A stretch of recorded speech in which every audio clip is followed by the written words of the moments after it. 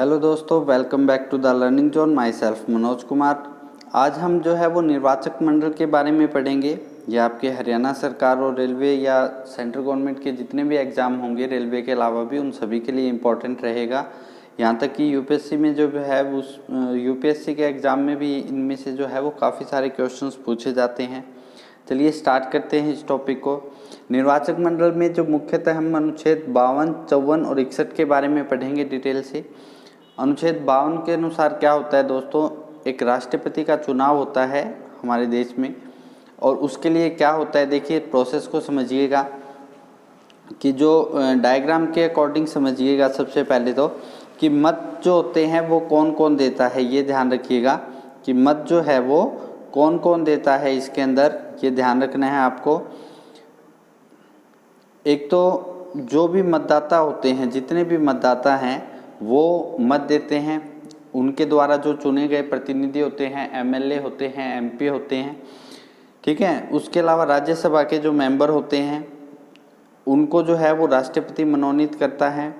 इसके अलावा जो है वो लोकसभा और राज्यसभा के जो जितने भी एमपी और विधानसभा के जो है जितने भी एमपी और एमएलए होंगे वो इसके अंदर जो है वो वोटिंग करते हैं, और उनकी वोटिंग से जो है वो क्या होता है, राष्ट्रपति का चुनाव होता है, ठीक है, ये याद रखना है। उसके बाद आइए इसको डिटेल से पढ़ते हैं, देखिएगा ध्यान से। अनुच्छेद 52 जो है वो उसके अनुसार क्या होगा कि भारत का एक राष्ट्रपति होगा। अनुच्छेद 54 के अनुसार क्या होगा, राष्ट्रपति का निर्वाचन होता है।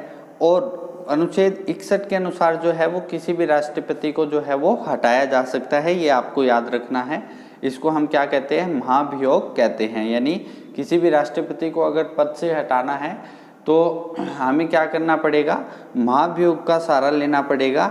और ये जो है वो अनुच्छेद 61 में जो है वो इसका वर्णन है हमारे संविधान के अंदर कि महाभियोग के द्वारा जो है वो किसी भी राष्ट्रपति को जो है वो पद से हटाया जा सकता है, ठीक है। अब पढ़ते हैं इनके बारे में डिटेल से, देखिएगा।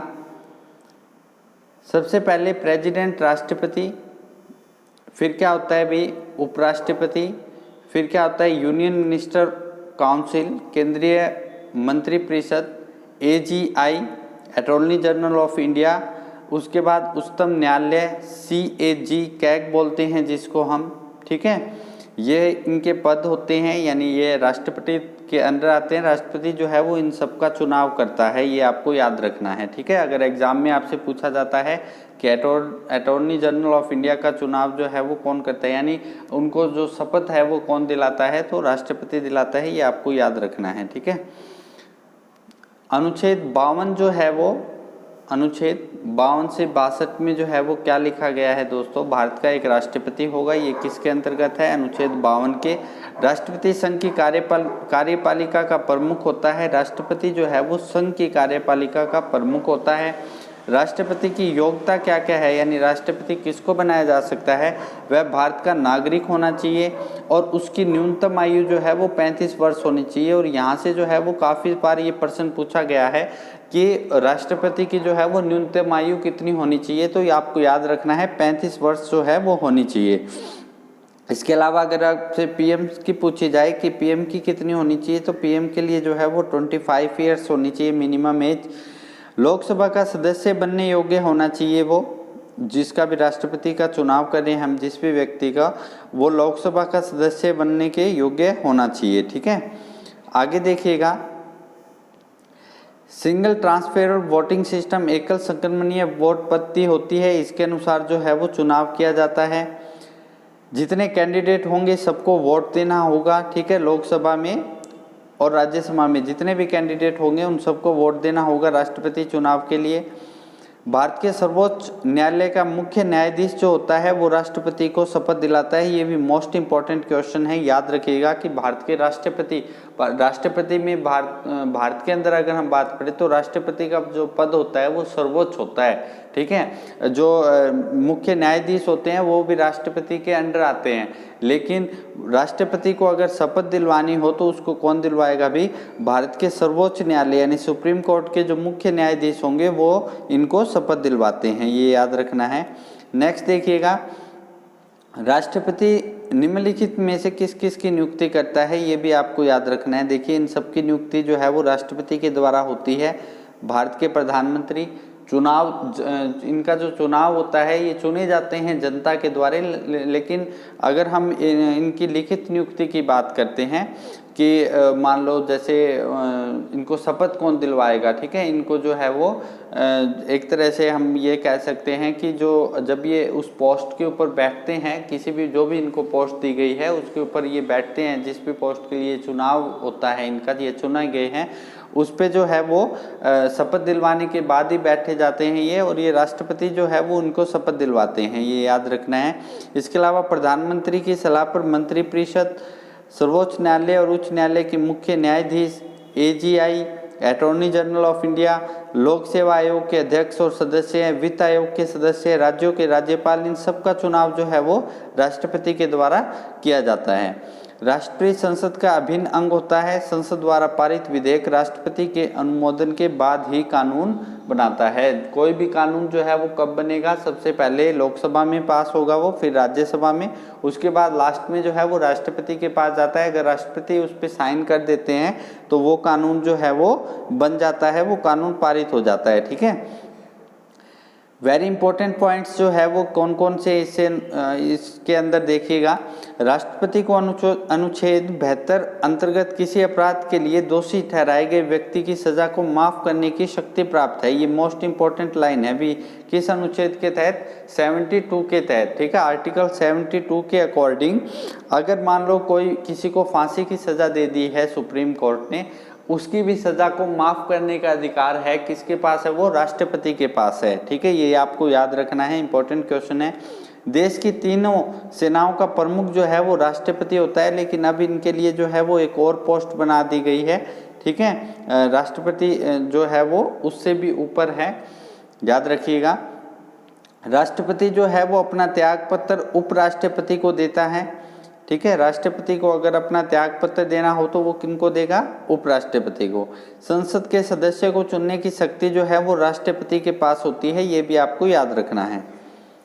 आगे देखिएगा, लोकसभा में जो है वो कितने सदस्य मनोनीत कर सकते हैं, राष्ट्रपति 2 कर सकते हैं, ठीक है। आंग्ला भारतीय समुदाय के, एंग्लो इंडो बोलते हैं जिनको, ये वो विदेशी होते हैं, वो अंग्रेज है जो भारत में रहने लगे हैं या भारत के जो है वो एक नागरिकता मिली हुई है जिनको, उन्हें हम आंग्ला भारतीय या एंग्लो इंडियन कहते हैं।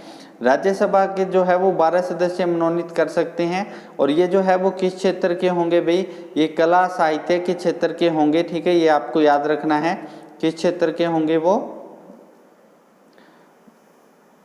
कला साहित्य, पत्रकारिता, विज्ञान, सामाजिक कार्य से संबंधित होंगे। संसद के दोनों सदनों का संयुक्त सत्र राष्ट्रपति बुला सकता है।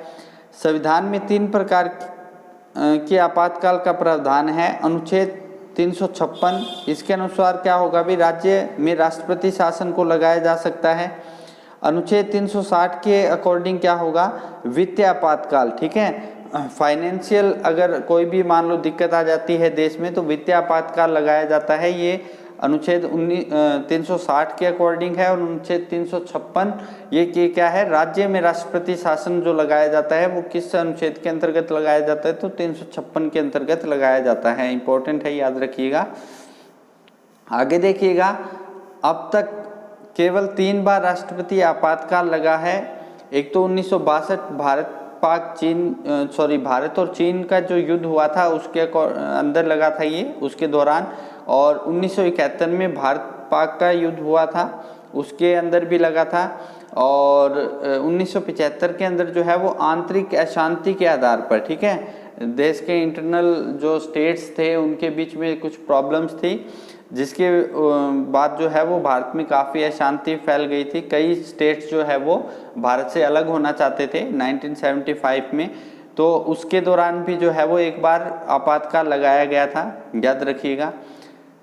इम्पॉर्टेंट पॉइंट जो है वो, एकमात्र व्यक्ति जो 2 बार राष्ट्रपति रहे वो कौन है भी, राजेंद्र प्रसाद। राजेंद्र प्रसाद, डॉक्टर राजेंद्र प्रसाद भारत के पहले राष्ट्रपति भी थे, और ये 2 बार राष्ट्रपति रह चुके हैं भारत देश के। पहली महिला राष्ट्रपति जो है वो प्रतिभा पाटिल थी, निर्विरोध जीतने वाले राष्ट्रपति कौन थे भी? नीलम संजीव रेड्डी।